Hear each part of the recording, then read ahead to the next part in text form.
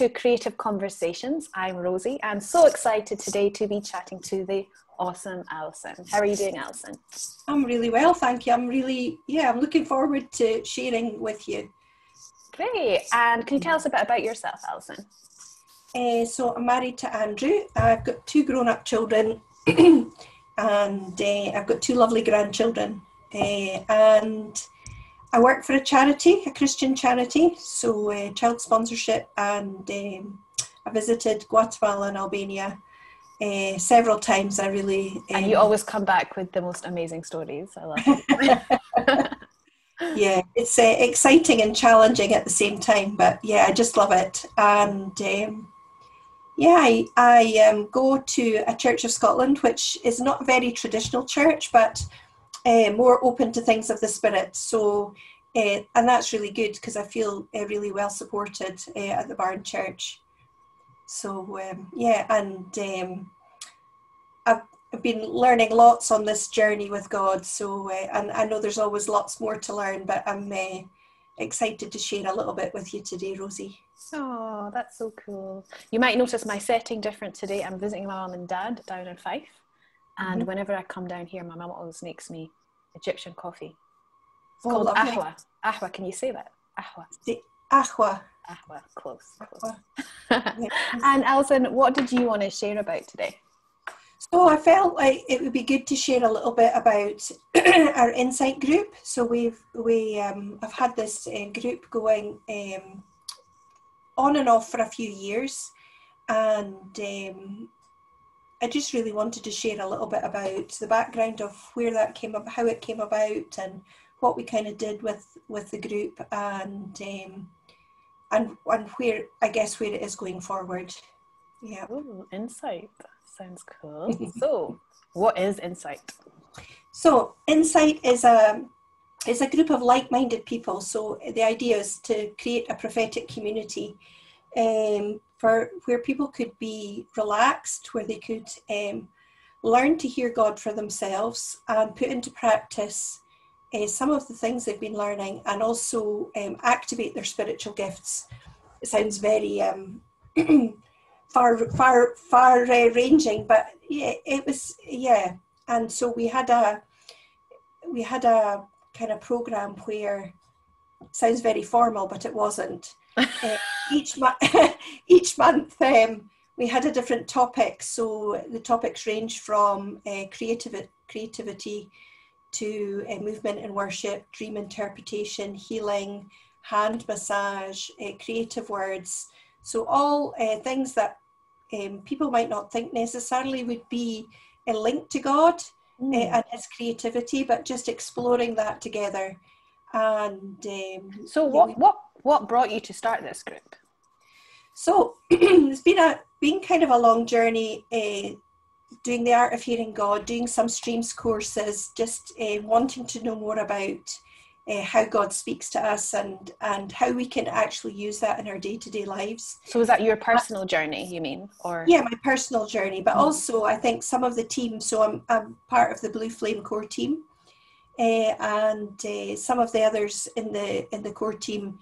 We decided that we would. Well, basically, we were asked by charity to do it, but we decided that we would get together, and between the 3 of us. So that was Ingrid Hutchison, Karen Beaton and myself, and we would head up this Insight group, and we would bring together our collective experiences. And the idea wouldn't be that we would do all the teaching and mentoring, but we would have different people from the Blue Flame core team and others outside on a similar kind of journey with us, and we would use their expertise. So we had Ernie teaching us on dream interpretation and prayer and intercession, and Sheila was doing hand massage. Karen, I was at the hand massage one, and it was so awesome.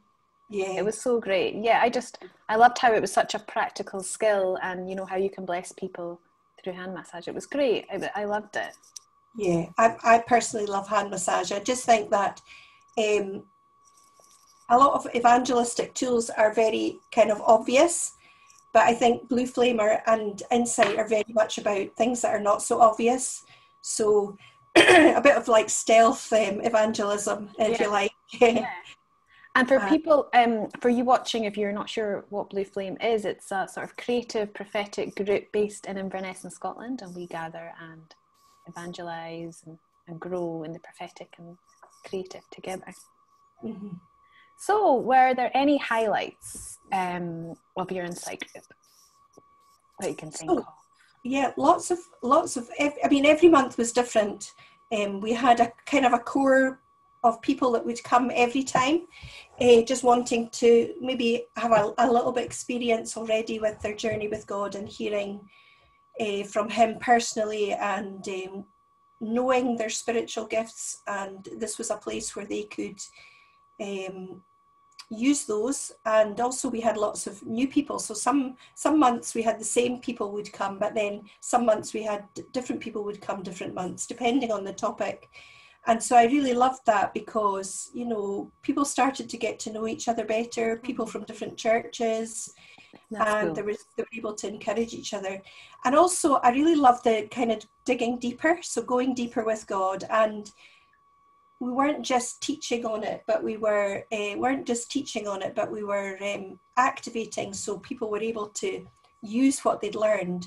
So oftentimes you can go to something and you can learn about it and you can hear about it, but then what do you do with it when you're finished? So I really liked that about it, that people were able to either have a go at creating some creative word piece, or have a shot of moving in worship. And it's so great to make space for that, you know, because I think we can go to a lot of conferences and have really great teaching, and then it's, when are we going to do it? But I love that it sounds like it was really interactive, so that people were active and engaged in the process and got to have a shot. I love that. Yeah. I think as well, it allowed people to dip their toes in a safe place. So it wasn't a huge group, you know. Some weeks we had about 20 or 30, some weeks we had about 12 to 18. So the group wasn't huge, but it did allow people to have a go at something. And sometimes that can be a bit scary, you know, people, well, what if I get it wrong? But, you know, it was really good to see people just step out and have a go at something and be surprised by God. God always shows up, you know that. God always shows up. And we, especially if we step out in faith, you know, and go beyond ourselves and ask Him to do something, He always shows up. And I just love that. So yeah, I think the highlights for me were the movement in worship, because that's just a whole different thing. You know, I've done a little bit of that, but it's in my church tradition, it's not really the norm. I know at other churches, other local churches, they would have more of a movement team, or they would have, you know, that would be more the norm. I love that. I love the freedom in that. And also the hand massage, you mentioned that. I really love hand massage already. So yeah, just highlights for me where you get encouraged along the way. You know, you're going and you're kind of organizing something, but you know, you can't outgive God, you can't outbless God. He always blesses you when you serve. I guess that's the thing. So yeah. You mentioned freedom there. How important do you think freedom is in worship, or hearing from God, or exploring? I think freedom is so important. Oftentimes, you know, in the past I've thought, well, I know I'm hearing from God, but I don't really want to, because what if I get it wrong, or what if I say something that people just don't understand? And I think it's so important for people to be able to be free to get it wrong, in a sense, as well. So, and I don't think ever we had to say anything to anybody. I think, you know, we did have some kind of ground rules. So if people were sharing a word for somebody else, then it would need it to be encouraging, uplifting and comforting, you know, biblical principles. So sharing with each other. I mean, obviously if God's speaking to them personally, then that's a whole different thing. But I think free to make a mistake and say, well, okay, thank you for trying, you know, if so, for example. But I think something I really like about Blue Flame and Insight as well is that we're offering people something. So we're not saying, oh, this is what God is saying, and I'm right, and you need to accept what I'm saying to you. You're offering somebody, so for example, if somebody comes with a dream, you're asking Holy Spirit what for interpretation. You maybe have done some training and you're using different tools to interpret that dream. But when it comes to saying to the person what you think the interpretation is, you're offering it to them. So you're saying, this is what I feel God is saying. And then the person is then free to either accept that or say, well, that doesn't sound right. So I think that's the kind of freedom I'm talking about. It's freedom. And I think that's how you grow, you know, as you... I was going to ask you about growth there. Yes, you moved smoothly on to the next bit. Yeah, talk about growth. Yeah. I think that's how you grow as you... It's like, in a sense, it's like a muscle, isn't it? You know, if you sit on the couch and don't exercise, then the muscle atrophies and you know, it goes all flabby, or I don't know what all the technical term is. I guess it's a bit like that with your gifts and your faith. Well, faith is a gift anyway, but if you're not activating them, if you're not using them, then it's so easy to get stale. And so I think that's one of the things I really like about Blue Flame and Insight, is that the opportunity to grow your faith. You know, as you hear from God for yourself and as you hear from God for others, you kind of step out and it is a bit scary and exciting at the same time. I love that you're saying that, Alison, that it can be scary and exciting. Yeah, you know? it is. It's that kind of, but I always have this thing, and people laugh at me because I always say, just get over yourself and get on with it. You know, and I say that to myself all the time, because it is one of those things that is quite scary, but it is exciting. And when you're famous for your one-liners, Alison. Remember when I said to you, this is going to sound really weird, that we should make one of these motivational dolls or something? You just press the button and what are all your one-liners? Oh, I can't remember now. Too many. Get over yourself or something, or don't speak that over yourself. Oh, that's right. Don't speak that over yourself. I'm really passionate about people finding their freedom, free to be themselves, and you know, there's power in what we speak. And you've got me started now. I know. Oh, the giggling is gonna start. Yeah. But what were you going to say about the scary and exciting, or have I just thrown you off? Yeah, I was just thinking that, you know, as you hear from God from yourself, that's one thing, hearing for yourself. But as you hear from God for others, it's the stepping out. As you step out and as you kind of cross that line, that chicken line, and say, I feel like God is saying this, or I would like to encourage you, this is what I feel God is saying. As you do that, and people say things like, how did you know? Or, wow, that just so fits where I am right now.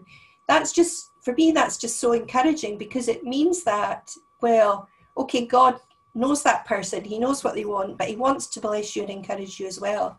So as you do that, you know, as the more you do that, it's not that you get big-headed or that you get complacent, but you just know that God is speaking in that moment, you know. And I just think that increases your faith.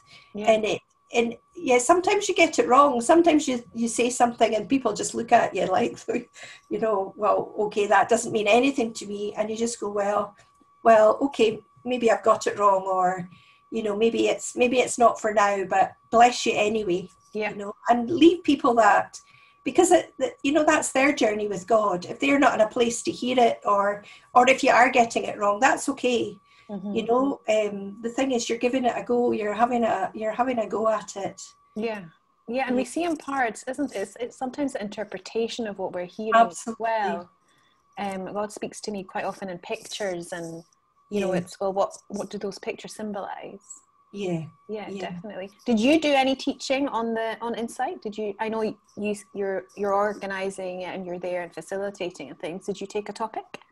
So I didn't take a topic personally, but at the beginning we did a bit of an introduction.